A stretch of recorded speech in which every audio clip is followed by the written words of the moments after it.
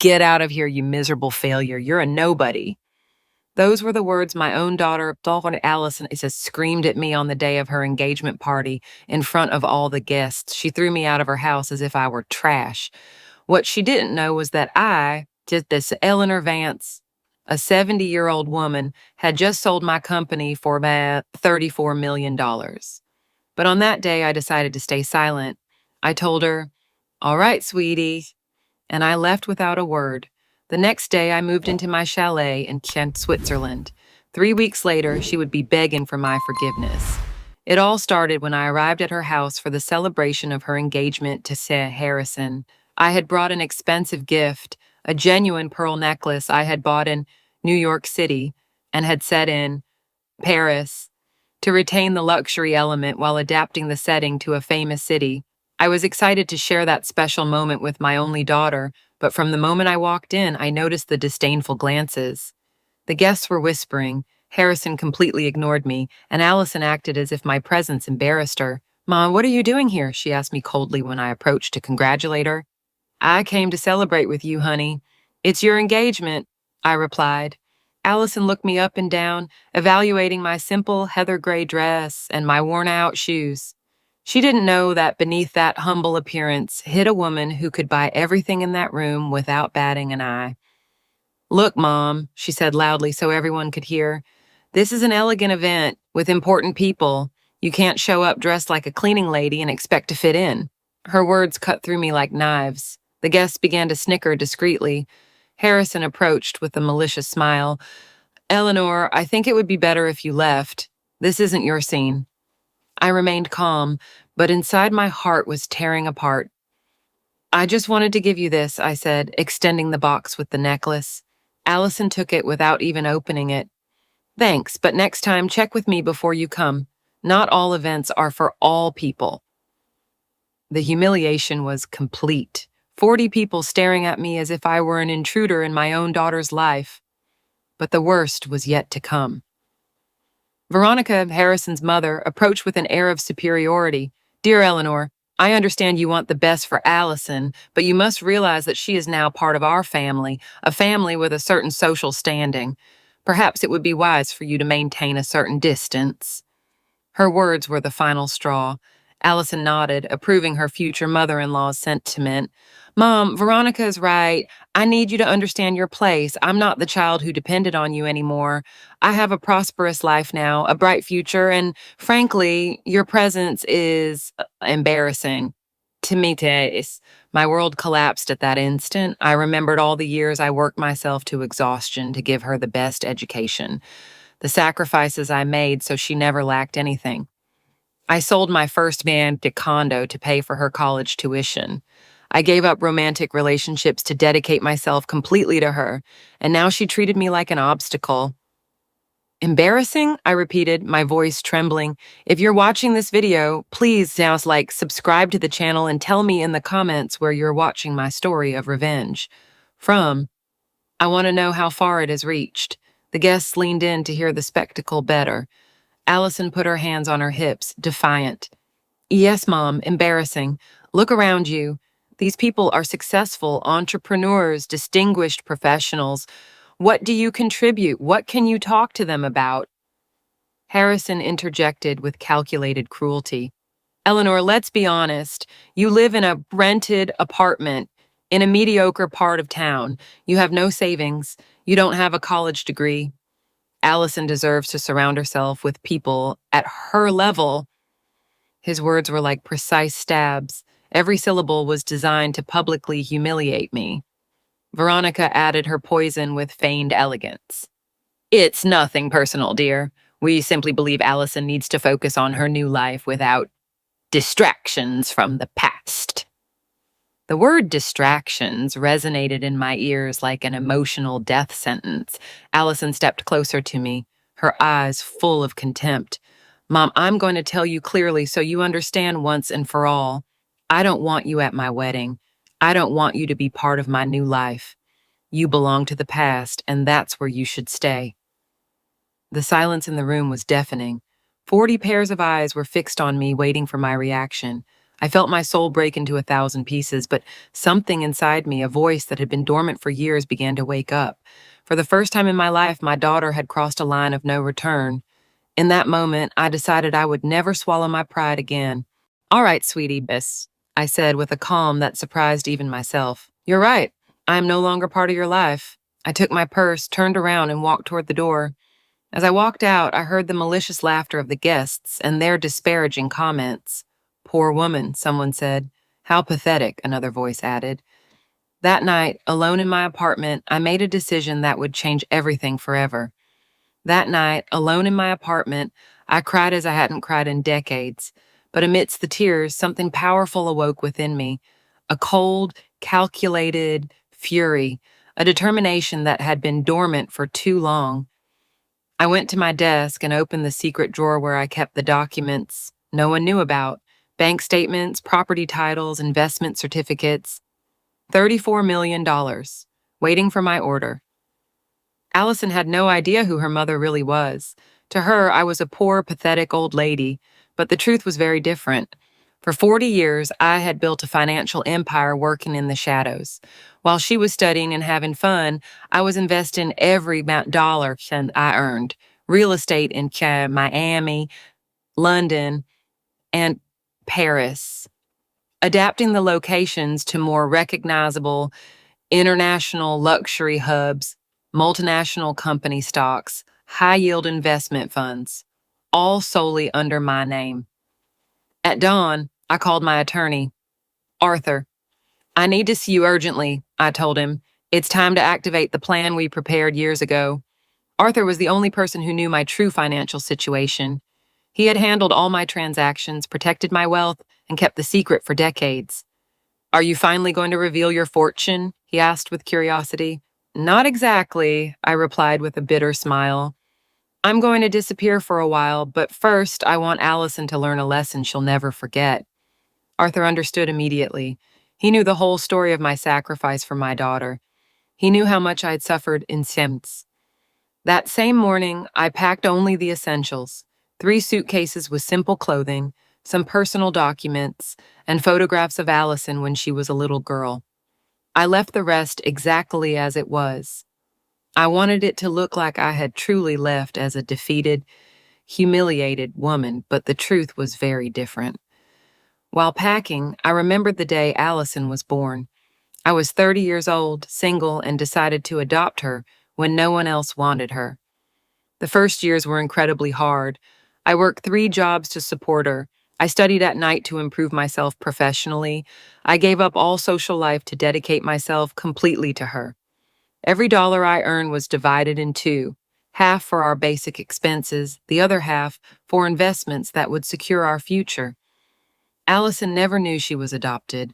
I told her her father had died when she was a baby.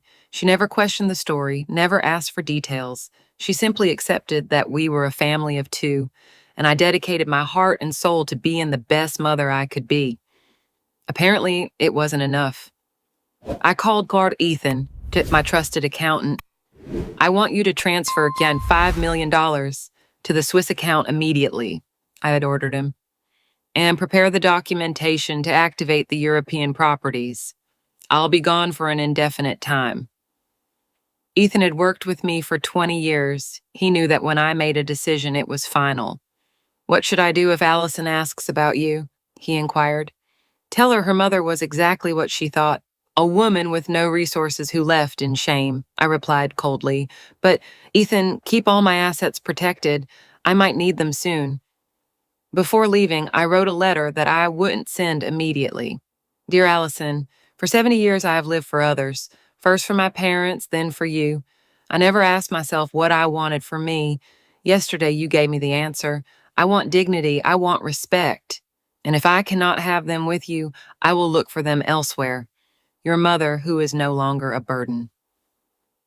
The taxi arrived at 6 a.m. It was a black Cadillac Escalade that I had hired to go directly to the private airport terminal. But before leaving, I made one last call. "Harrison," I said when he answered, surprised. "It's Eleanor. I just wanted to thank you." "Thank me for what?" he asked, confused. "For showing me who you truly are and for showing me who my daughter is when she's with you." I hung up before he could respond. The private jet was waiting for me on the tarmac, destination Thitten, Zurich, Switzerland.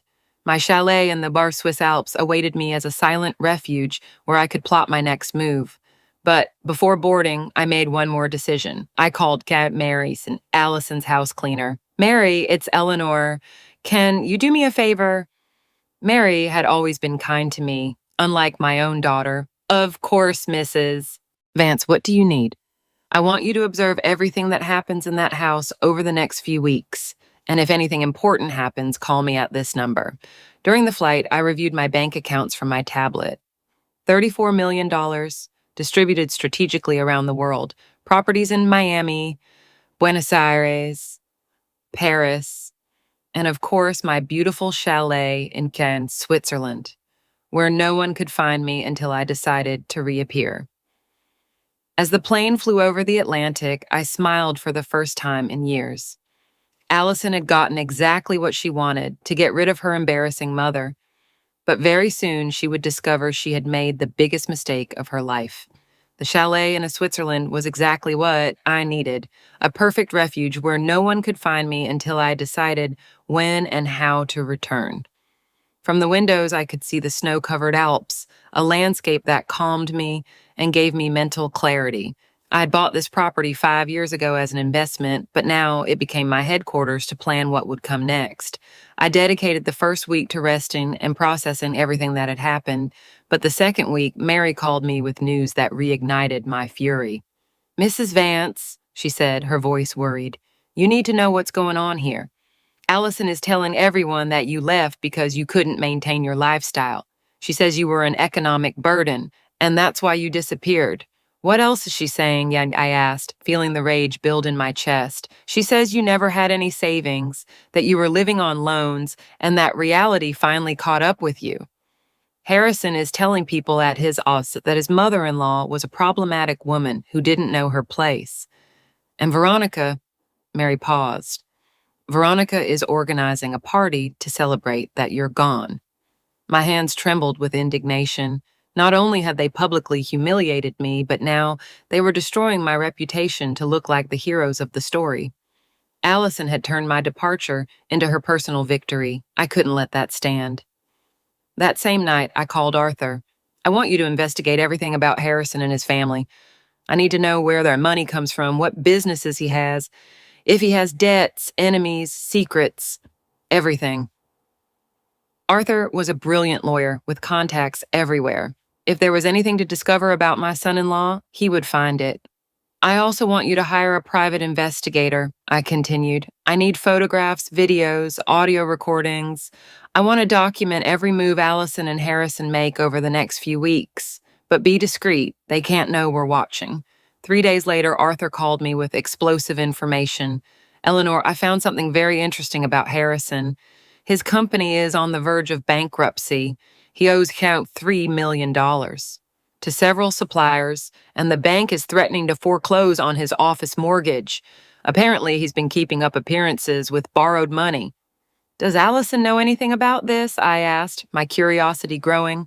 "According to my sources, she has no idea. Harrison has been lying to her about his financial situation. In fact, he was counting on you leaving him some kind of inheritance to save his business. That's why he was so annoyed when you left without leaving anything." The irony was delicious. Harrison had despised me for being supposedly poor, when in reality he was the one who was broke. And my daughter, who had thrown me out for being embarrassing, was about to marry a man who couldn't even pay his own bills. But the most valuable information came a week later. The private investigator sent me a video that would change everything. Harrison was at a fancy restaurant with a young woman. It was clearly not a business meeting. They were kissing, holding hands, acting like lovers. The date of the video was after his engagement to Allison. "Perfect," I murmured as I watched the video for the third time. "This is exactly what I needed."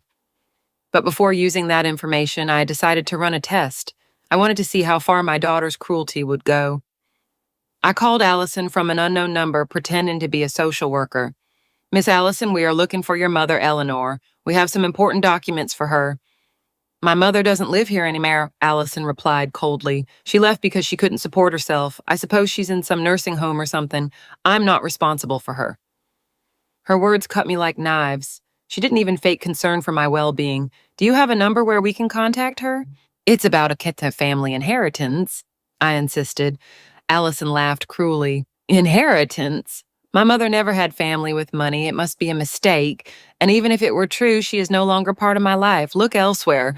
I hung up the phone with tears in my eyes, but also with iron determination. My own daughter had signed her sentence. Not only had she thrown me out of her life, but she was willing to deny me even the possibility of an inheritance. It was time for her to meet the real Eleanor Vance. That night, from my study in the chalet, I began to design my revenge. First, I would investigate Harrison's financial situation further. Second, I would use the video of his infidelity at the perfect moment. Third, I would return to the city when they least expected it, but not as the humiliated woman who had left. I would return as the powerful woman I truly was. I called Ethan and gave him precise instructions. I want you to prepare all the documentation for my properties and investments. We will need to show irrefutable proof of my wealth very soon.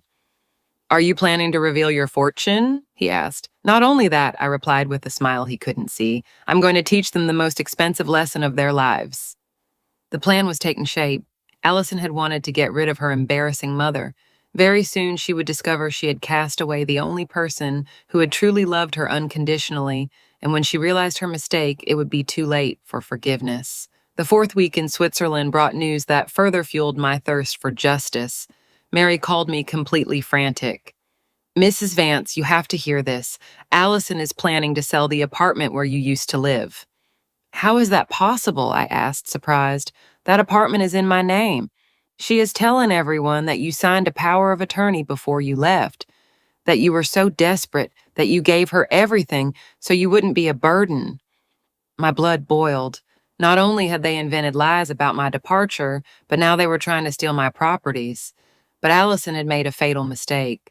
That apartment was only one of my smallest holdings. I had intentionally kept it modest so no one would suspect my true economic situation. Mary, I said, my voice calm but lethal, I need you to do something for me.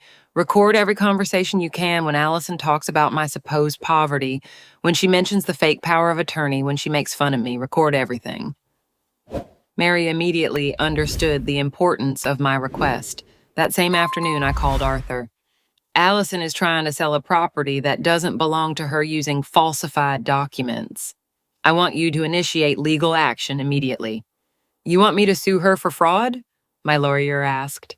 Not yet. First, let her sink deeper into her lies. When she is completely exposed, then we attack. Meanwhile, the private investigator sent me more devastating information about Harrison. Not only was he broke and had a mistress, but he had been using Allison's name to apply for loans without her knowledge. My daughter was about to marry a con man who would leave her financially ruined. For a moment, I was tempted to warn her. Despite everything she had done to me, she was still my daughter. But I remembered her words. You are embarrassing. I don't want you to be part of my new life. She had made her decision. Now she would have to live with the consequences. The fifth week brought the lowest blow of all. Mary sent me an audio recording that shattered my soul. It was Allison talking with her friends during her bachelorette party. Your mom's not coming to the wedding? One of them asked. Thank God, no, Allison replied with a laugh. She finally realized she doesn't belong in my life. She was so pathetic, always trying to impress my friends with cheap gifts. She was that bad, another friend insisted. Imagine, Allison continued cruelly, a 70-year-old woman who never owned anything, who lived fantasizing about being important. In the end, reality hit her and she left with her tail between her legs. Harrison says she's probably begging somewhere. Her friend's cackles resonated in my ears like poisoned daggers. My own daughter was celebrating my supposed misery. She was using my pain as entertainment for her guests. That night, I cried for the last time. At dawn, the sadness had transformed into something much more powerful, an unrelenting determination. I called Arthur with new instructions. I want you to rent the presidential suite at the city's most exclusive hotel. I also need you to hire a discreet security team and a professional photographer. It's time to go back. Are you sure it's the right time? He asked me. After this, there's no turning back. More than sure, I replied. It's time for Allison to meet her real mother. But before traveling, I had to make special preparations. I called my personal stylist in New York City. I need a complete transformation: hair, makeup, wardrobe. I want to look like the successful woman I truly am.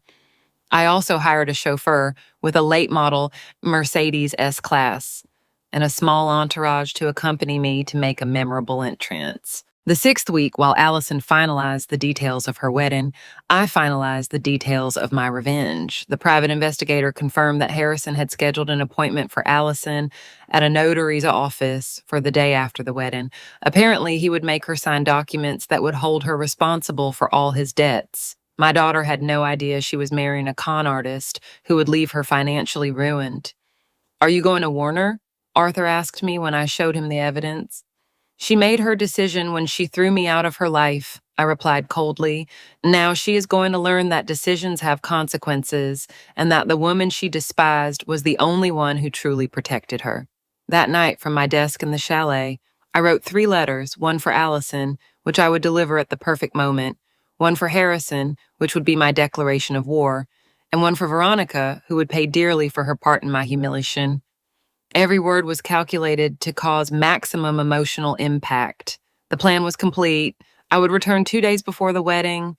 I would settle into the city's most luxurious hotel and make a series of public appearances that would leave everyone speechless.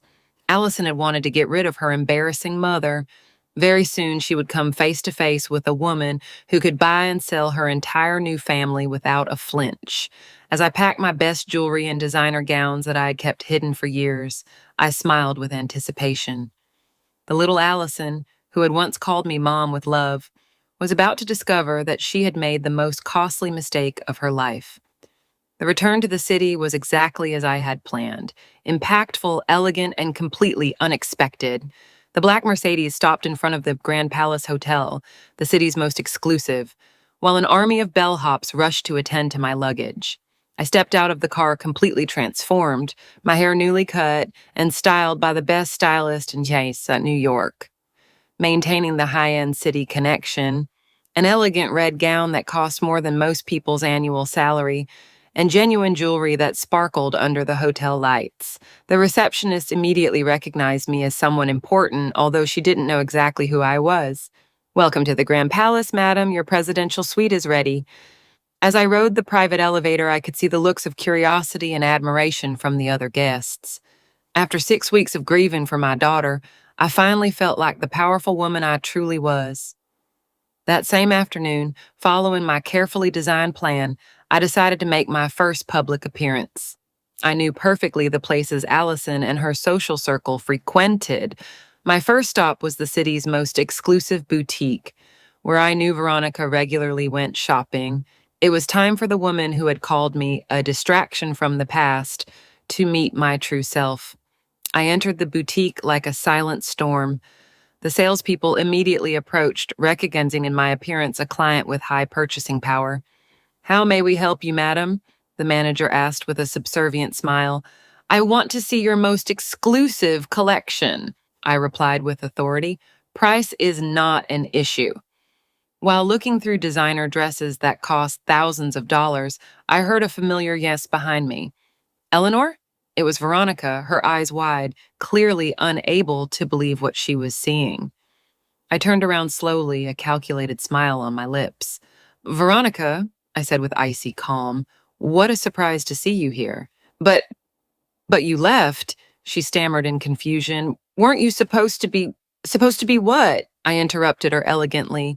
"Begging somewhere, living in a nursing home, starving?" Her cheeks flushed with shame as she realized I had heard all the lies they had been spreading. At that moment, the salesperson approached with 3 extremely expensive gowns. "Madam, these are our most exclusive designs. This Valentino is $8,000.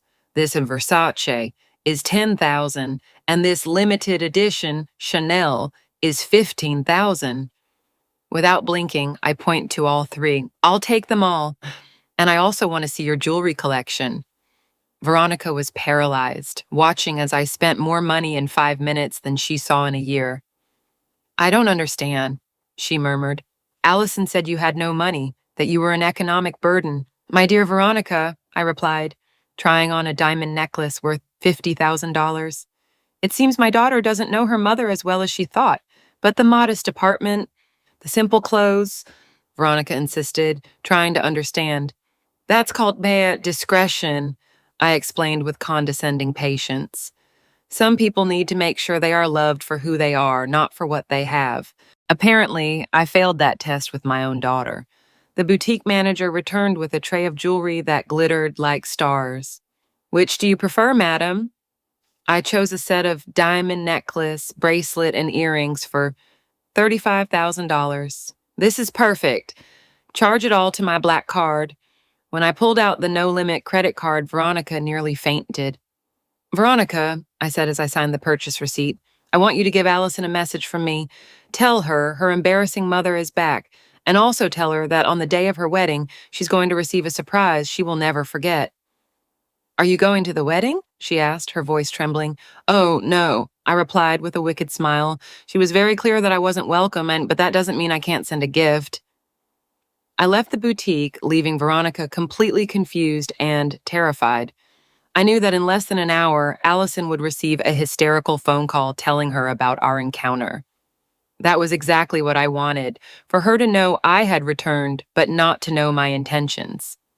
That night, from my presidential suite, I called Ethan.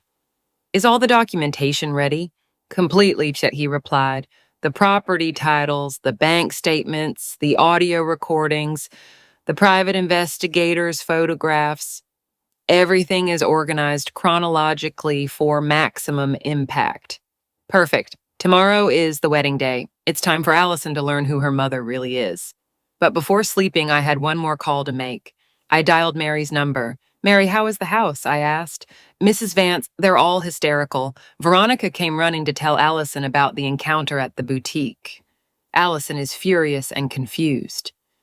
Harrison is nervous. No one understands how you can afford to spend so much money. Have they said anything about canceling the wedding? No, madam, but they are arguing a lot. Allison shouted at Veronica that she had lied about you, and Veronica insists she didn't understand anything. The information was music to my ears. The chaos had begun, and tomorrow would be only the first act of a drama that would have a devastating ending for all who had betrayed me. As I looked at the city lights from my window, I thought about the little girl who once hugged me and told me I was the best mom in the world. That girl was gone, replaced by a cruel woman who had thrown me out like trash. Tomorrow, that woman would pay the price for her ingratitude. The wedding day dawned perfect for my plans. While Allison prepared for what she thought would be the happiest day of her life, I finalized the details of what would become her worst nightmare. From my presidential suite, I coordinated every move like a general preparing a decisive battle. The war had begun, and I held all the weapons. My first action was to send a special gift to the church, a spectacular arrangement of white orchids with a card that read, "To Allison on the most important day of her life. With love, the mother who is no longer a burden." I knew those words would make her nervous, but that was just the appetizer for what was to come. While Allison dressed in her room, I prepared for my grand entrance. The dress I had chosen was a work of art, an elegant black and Armani that cost more than the total budget of her wedding. The jewels complementing the outfit were worth as much as a house. Every detail had been calculated to display power, elegance, and recovered dignity. At 2 p.m., when the ceremony had already begun, I launched the second phase of my plan. I called Arthur. "It's time for the press conference," I told him. "Are you sure?" he asked me. "After this, there will be no turning back." "I'm more than sure," I replied. "It's time for the whole city to know the truth about Allison's perfect family." The press conference was held in the hotel's main ballroom at the exact same time as the religious ceremony. Journalists from major media outlets had arrived, attracted by the promise of an explosive revelation about one of the most talked about social weddings of the season. When I entered the ballroom, the silence was absolute. My transformation was so radical that many didn't recognize me initially. "My name is Eleanor Vance," I began, my voice firm and clear, "and I am the mother of Allison, the bride who is currently getting married at Mass St. Anthony's Church." change into a more common American church name. I am here to clarify some lies that have been spread about me. Camera flashes began to fire as journalists realized they had an explosive story on their hands. For the past few weeks, my daughter has been telling everyone that her mother was a poor woman without resources who left in shame because she couldn't support herself financially. I made a dramatic pause as I displayed the first documents. The truth is very different. I'm the owner of a business empire valued at $34 million. The murmur in the room turned into a roar of surprise. Journalists approached to photograph the documents I showed, property titles in 3 countries, bank statements, investment certificates, everything authentic, everything verifiable, everything completely devastating to the version of the story Allison had been telling. My daughter threw me out of her life because she was embarrassed to have a mother who, according to her, didn't have the appropriate social status, I continued, my voice calm but charged with pain. What she didn't know is that all the money she has spent on this lavish wedding, all the education she received, all the luxuries she has enjoyed throughout her life, were financed by the company I built working day and night for 40 years. At that moment, Arthur approached the microphone with more explosive documents. We have evidence that Miss Allison has been attempting to sell properties that do not belong to her using falsified documents. We also have recordings where she mocks her mother's supposed poverty and celebrates her departure as a liberation. He played one of the audio recordings Mary had captured. Allison's voice resonated throughout the ballroom. Thank God she left. She was so pathetic, always trying to impress with cheap gifts. Harrison says she's probably begging somewhere. The silence that followed was deafening. But there's more, I continued, knowing the final blow would be devastating. My future son-in-law, Harrison, is not only completely bankrupt, but he has been using my daughter's name to apply for million-dollar loans without her knowledge. I have evidence that tomorrow, after the honeymoon, he will make her sign documents that will hold her responsible for debts exceeding $5 million. The journalists erupted in simultaneous questions. Why are you revealing this now? I yelled. Because a mother can forgive in gratitude, but she cannot allow her daughter to be swindled and financially destroyed by a man who only sees her as his economic lifeline. I replied with dignity. Are you going to reconcile with your daughter? Another journalist asked. My daughter made her decision when she threw me out of her life, calling me miserable and a nobody. Now she will have to live with the consequences of having discarded the only person who truly loved her unconditionally. At that very moment, my phone rang. It was Mary calling from the church. Mrs. Vance, she said, her voice agitated. Everything is chaos here. Someone tipped them off about the press conference. Allison is hysterical. Harrison is pale as a ghost. And the guests are leaving the church to check the news on their phones. Did they get married? I asked with curiosity. Yes, but the reception was canceled. Allison is screaming that she wants to speak with you immediately. Tell her she knows where to find me, I replied before hanging up. The press conference ended with a final statement that I knew would be headline news. To all mothers who are watching this, love but never allow that love to become self-destruction. And to ungrateful children, remember that the parents who raised you with sacrifice deserve respect, not humiliation. As I left the ballroom amidst applause and flashes, I smiled with satisfaction. The first part of my revenge was complete. Allison had wanted a perfect wedding without her embarrassing mother. What she got was a ruined wedding and a public scandal that would follow her for the rest of her life. I didn't have to wait long for the confrontation. 2 hours after the press conference, Allison burst into my presidential suite like a furious storm. She had managed to convince hotel security that she was my daughter, and indeed she was, though at that moment I wished she wasn't. She entered without knocking, still wearing her wedding dress, but her makeup smeared by tears of rage and humiliation. How could you do this to me? She screamed from the doorway. You ruined my wedding. You destroyed the most important day of my life. I was sitting calmly on the sweet sofa, having a cup of tea as if nothing had happened. Hello, Allison, I said with icy tranquility. You look beautiful, though a little distraught. How was the ceremony? Don't be cynical with me, she yelled, approaching with her fists clenched. All the guests left. The newspapers are publishing everything. My reputation is destroyed." "How curious," I replied, unperturbed. "A few weeks ago, you said the exact same thing to me, that I was embarrassing, that I was ruining your reputation, that you didn't want me to be part of your life. That was different." "Different? How, Anne?" I interrupted, standing up for the first time. "Different because when you humiliated me in front of 40 people, it was fine, but when I tell the truth in front of 40 journalists, it's wrong." My voice remained calm, but my eyes burned with a fury contained for decades. Allison was speechless for a moment, processing the fact that, for the first time in her life, her mother was neither apologizing nor begging for forgiveness. "You're my mother," she finally said, as if that explained everything. "You were supposed to protect me, not betray me." "Exactly," I replied with a bitter smile. "I am your mother, and for 30 years I protected you. I sacrificed everything. I gave up my own happiness for yours. And how did you repay me? By throwing me out like trash." "But the money," she cried desperately. "Why did you never tell me you had money?" "Because I wanted you to love me for who I was, not for what I had," I answered with genuine sadness. "I wanted to ensure our love was real, not bought. Apparently, I was wrong about both."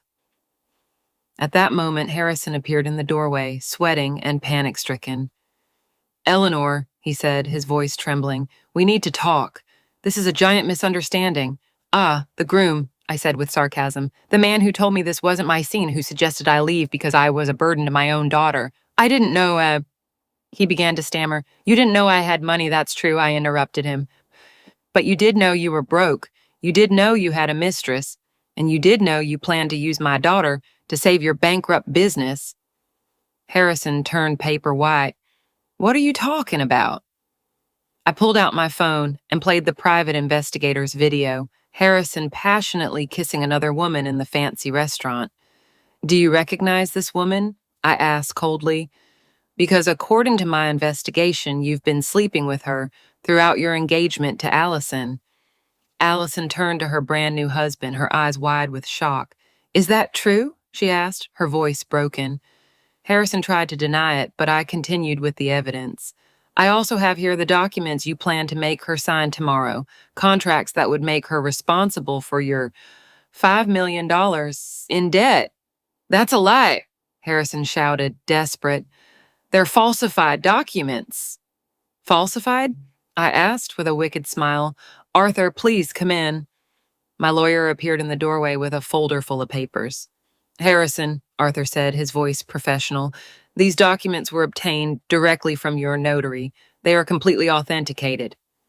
Allison collapsed into a chair, finally understanding the magnitude of what she had done. Not only had she thrown out her millionaire mother, but she had married a con man who planned to financially ruin her. It can't be," she murmured repeatedly. "This can't be happening." "Oh, but there's more," I continued without mercy. "Harrison, tell your wife about the loans you applied for using her name as collateral. Tell her about the mortgage you put on the apartment she thinks is hers. Tell her about the debts to the quiet loan sharks, implying organized crime debt, which is more American. You have to pay before the end of the month." Harrison remained silent, his silence confirming every one of my accusations. Allison looked at him with growing horror. "Is it all true?" And she asked him. "Everything my mother said is true?" "Allison, I can explain," he began, but she interrupted him with a slap that echoed throughout the suite. "You used me," she screamed. "You lied to me. I married a liar and a swindler." "How could you marry a man who despised your mother?" I added calmly. "Decisions have consequences, dear daughter, and you decided to believe him instead of defending me." Allison turned to me with tears of desperation. "Mom, I'm sorry, I was wrong. Please forgive me. Can we fix this?" "Can we fix this?" Az asked with genuine curiosity. Like when I begged you not to throw me out of your life, like when I pleaded with you to let me be at your wedding. Do you remember what you told me? You are no longer part of my life. You belong to the past, and that's where you should stay." "I didn't know," she cried desperately. "I didn't know you had money. And there's the problem," I replied with infinite sadness. "Your love for me depended on my bank account. When you thought I was poor, you threw me out. Now that you know I'm rich, you want me back. That's not love, Allison. That's convenience." The silence that followed was devastating. For the first time in her life, Allison faced the real consequences of her actions. She had lost her mother, she had married a con man, and her reputation was publicly destroyed. All because she had chosen money and status over unconditional love. Allison remained seated in the chair for several minutes, processing the complete devastation of her life. Harrison had tried to escape, but Arthur had discreetly called hotel security and the police. The charges of fraud and document forgery were already in process. My revenge was more perfect than I had imagined, but it wasn't over yet. Mom, Allison finally said, her voice broken. I know I was wrong. I know I was terrible to you, but you're my mother. You have to help me. I'm ruined. I have to help you? I repeated with irony. Like you helped me when you threw me out of your life? Like you helped me when you called me miserable and a nobody? But I'm your daughter, she cried desperately. Mothers are supposed to love their children unconditionally. You're right, I replied with deadly calm. Mothers do love unconditionally. I loved you for 30 years without asking for anything in return. I gave you everything I had. I sacrificed my own happiness. I gave up romantic relationships to dedicate myself completely to you. And when I needed you most, when I needed your love and support, you threw me out like trash. At that moment, my phone rang. It was the private investigator with fresh news. Mrs. Vance, Harrison just tried to empty the joint bank account he has with his daughter. He transferred all the money to an account in the Cayman Islands. The information was the final nail in the coffin. Your husband just stole all your savings, I informed Allison. He transferred them to an offshore account 10 minutes ago. Allison turned literally green. What? Yes, darling. The man you chose over your mother, the man for whom you publicly humiliated me, just left you penniless. Harrison, who had been quiet, waiting for an opportunity to escape, finally exploded. This is your fault, he screamed, pointing a finger at me. Everything was perfect until you showed up with your lies. My lies? I asked with a cold laugh. Which part was a lie? The $34 million. Your bankruptcy, your mistress, the fake documents. Everything I said has verifiable proof. You ruined my life. No, I replied with absolute authority. You ruined your own life when you decided to defraud my daughter. I simply made sure you paid the price for your decisions. At that moment, the police entered the suite to arrest Harrison. The charges included fraud, document forgery, and identity theft. As Harrison was led away in handcuffs, he screamed at Allison, "This isn't over. You're going to pay for all the money I want because of you." His true colors had finally emerged. Allison realized she had married a man who not only didn't love her, but blamed her for his own crimes. Mom, Allison said when we were alone, I understand you're angry. I understand you want to punish me, but please don't leave me like this. I have no one else. You have Veronica, I replied with sarcasm, the woman who told me to keep my distance because I didn't have the appropriate social status. I'm sure she'll help you now that you're the daughter-in-law of a criminal. Veronica already turned her back on me, Allison admitted with shame. When she found out about the scandal, she told me her family couldn't associate with me. She forbade me from returning to her house. What a surprise, I said, showing no compassion. It turns out your new family abandons you at the first sign of trouble, unlike your mother, who endured 30 years of ingratitude and only left when you threw her out. At that moment, Mary arrived with more devastating news.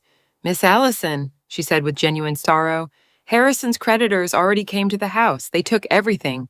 The furniture, the TV, the computer, even your wedding dress. They say they have a legal right because you signed as a guarantor without knowing it. Allison completely collapsed. In less than 4 hours, she had lost her husband, her money, her possessions, her reputation, and her in-laws. What am I going to do? She murmured in shock. I have nothing. I have no one. Now you know exactly how I felt when you threw me out of your life, I said without a hint of sympathy. The difference is that I was 70 years old and had dedicated 30 years of my life to loving you unconditionally. You are 30 and you have just learned that decisions have consequences. Isn't there anything I can do to make you forgive me? She asked desperately. Any way to win back your love? My love was never lost, I replied with genuine sadness. But my respect, my trust, and my willingness to be your victim, those were lost forever. Then what's going to happen to me? You are going to learn to live alone just as I had to when you threw me out, I said, standing up to signal the conversation was over. You're going to find a job. You're going to pay your own bills. You're going to face the consequences of choosing money and status over real love. But, Mom, I am no longer your mom, I interrupted with final firmness. You said it yourself. I am no longer part of your life. Your mother was a woman who sacrificed everything for you without asking for anything in return. That woman died the day you called me miserable and threw me out of your life. I am an Eleanor Vance, a successful woman who does not tolerate disrespect. Allison left my suite crying, finally understanding that she had lost the most valuable thing she had, her mother's unconditional love. But it was too late for repentance. Some wounds don't heal, and some words can't be taken back. She had made her decision, and now she would have to live with the consequences for the rest of her life. 6 months later, my life had found a peace I never thought possible. From my beautiful chalet in Switzerland, I could see the snow-covered mountains while having my morning coffee. The tranquility was absolute, interrupted only by the bird's song and the sound of the wind through the trees. For the first time in 70 years, I was living solely for myself. Mary visited me once a month to tell me the news from the city. Allison had found a job as a receptionist in a dental clinic, earning barely enough to rent a small apartment in a modest neighborhood. Harrison had been sentenced to 5 years in prison for fraud and swindling. Veronica had lost her social standing when it became known that she had been covering up her son's crimes. Allison asks about you, Mary consulted me during her last visit. Every day, I replied with indifference. But she is no longer my problem. She chose her path when she threw me out of her life. Now she must walk it alone. Mary nodded with understanding, although I could see in her eyes that part of her felt sorry for my daughter. Justice had been complete and devastating. The media had followed the story for months, turning it into a symbol of filial ingratitude and its consequences.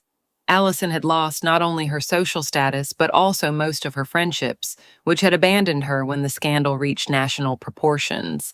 Arthur called me weekly to update me on the legal proceedings.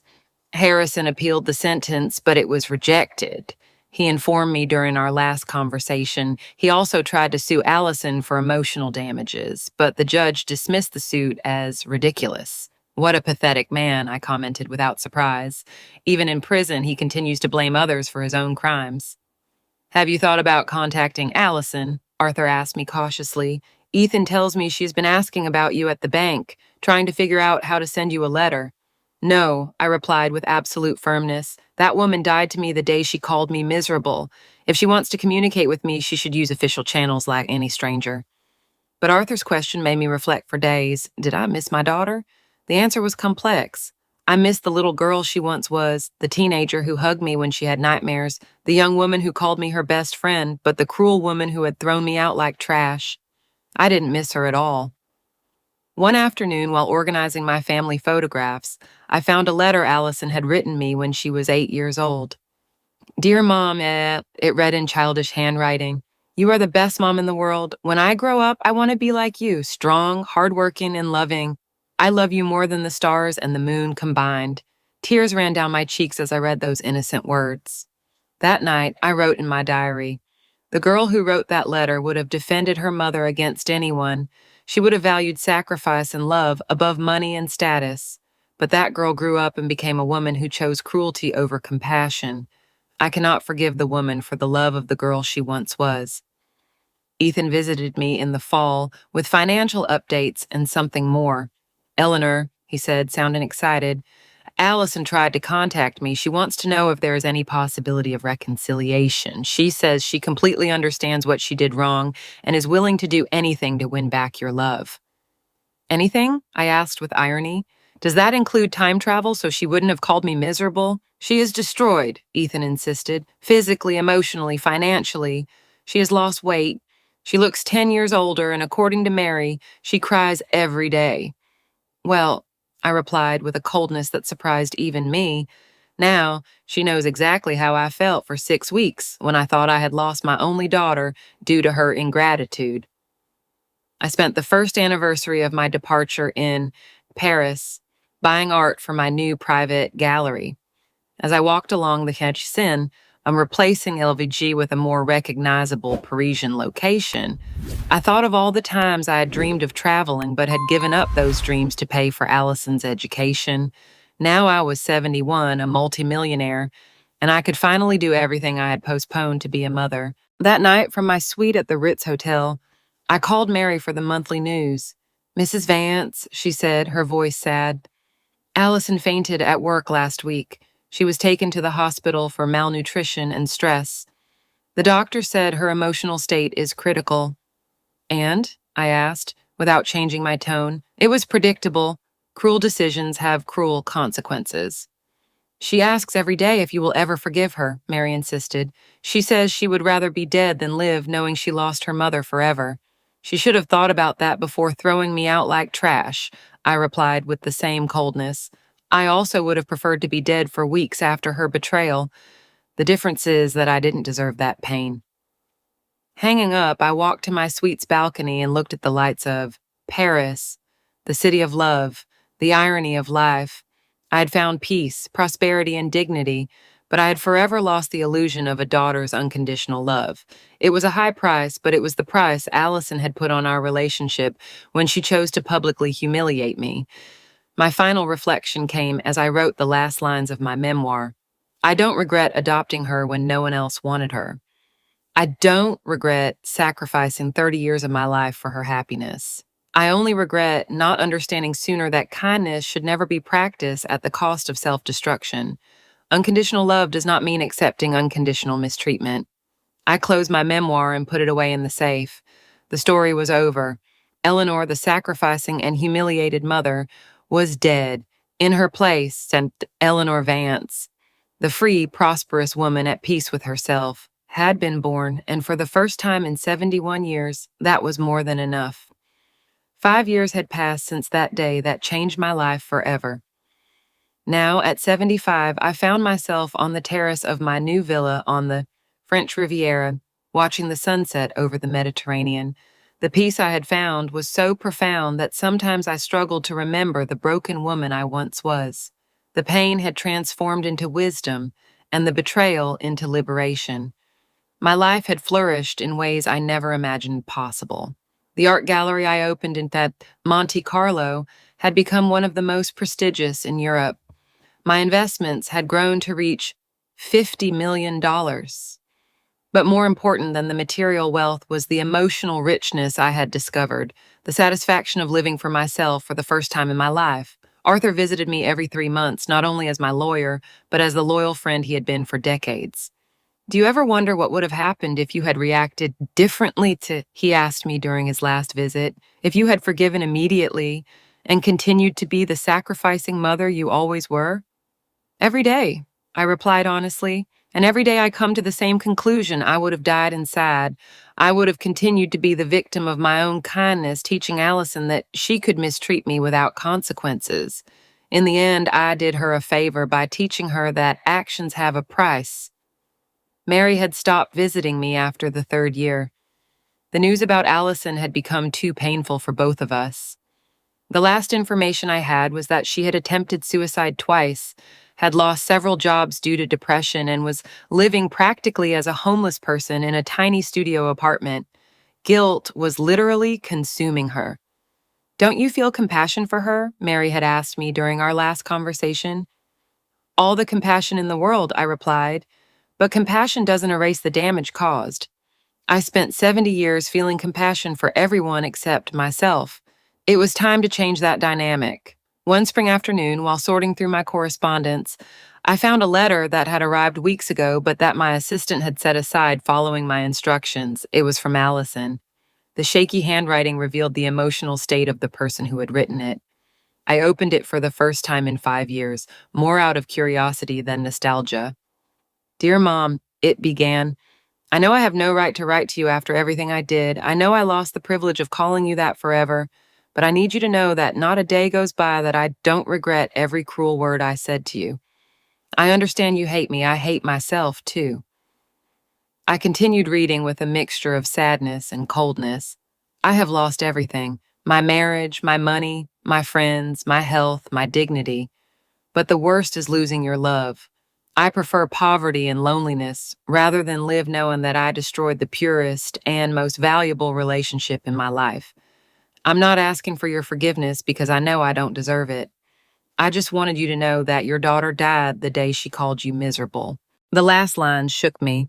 If you are ever curious to know what became of the girl who once loved you more than her own life, look for me in the cemetery because the woman who betrayed you can no longer live with the weight of what she did. I love you, Mom. Forgive me in the next life. For the first time in 5 years, I felt something akin to panic. I immediately called Arthur. I need you to find Allison urgently, I said, my voice trembling. I think she's going to hurt herself. Do you want me to help her? He asked, surprised. No, I replied after a long pause. I want you to ensure she receives professional psychological care, but anonymously. I couldn't sleep that night. The letter had awakened something I thought was completely dead, the maternal instinct. Not romantic love for the woman who had betrayed me, but compassion for a human being who was suffering the consequences of her own decisions. It was the difference between loving and having pity. Arthur called me 2 days later. We found her in time, he informed me. She was in the hospital after another attempt.